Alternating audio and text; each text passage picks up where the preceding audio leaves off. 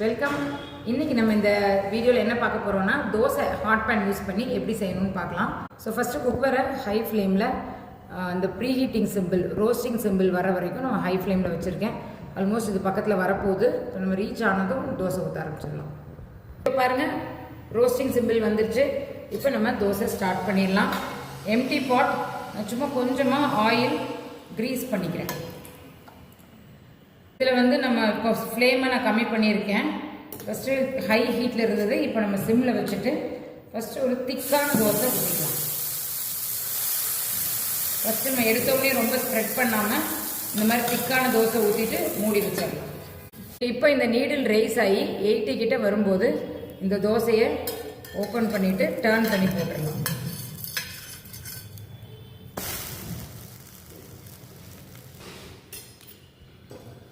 So இப்போ இந்த தோசையை பாருங்க எவ்வளோ ஈஸியாக வருதுன்னு.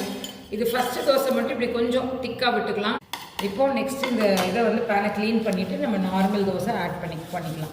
இப்போ நம்ம ஃப்ளேம் எல்லாமே சிம் ஃப்ளேமில் தான் இருக்குது. இப்போ இந்த பேப்பர் இல்லைன்னா வெங்காயம் அந்த மாதிரி எதை வச்சு வேணாலும் இதை நீங்கள் க்ளீன் பண்ணி எடுத்துடலாம். இப்போ இந்த ஆனியனை வச்சு ஜஸ்ட் இந்த மாதிரி தேய்ச்சி விட்டுக்கோங்க. தேய்ச்சி விட்டோன்னா நல்லா கொஞ்சம் இந்த தோசை நல்லா மணமாகவும் இருக்கும், ஒன்றோட ஒன்று ஒட்டாமல் ஈஸியாக வரும். ஸோ நெக்ஸ்ட்டு தோசை நீங்கள் நார்மலாக தோசை விடுற மாதிரி நம்ம ஸ்ப்ரெட் பண்ணிக்கலாம். பட் தோசை சைஸ் ஹாட் பேனோட சைஸுக்கு தகுந்த மாதிரி தான் வரும். இப்போ இதை மூடி வச்சிடலாம். 80 வருது, அதே மாதிரி இந்த மாதிரி இதை சுற்றி ஸ்டீம் வருது. இப்போ நம்ம இந்த தோசையை திருப்பி போட்டுடலாம். பாருங்கள் எவ்வளோ அழகாக தோசை வருதுன்னு.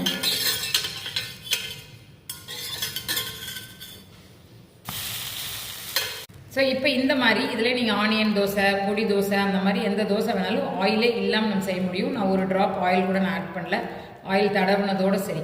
இல்லை உங்களுக்கு கிறிஸ்பியான தோசை வேணும்னா மேலே கொஞ்சமாக ஆயில் விட்டுக்கலாம். இந்த பக்கமும் குக்காக இருக்கும், 2 பக்கமும் இதை எடுத்துடலாம். ஸோ தோசை ரெடி ஆயிடுச்சு.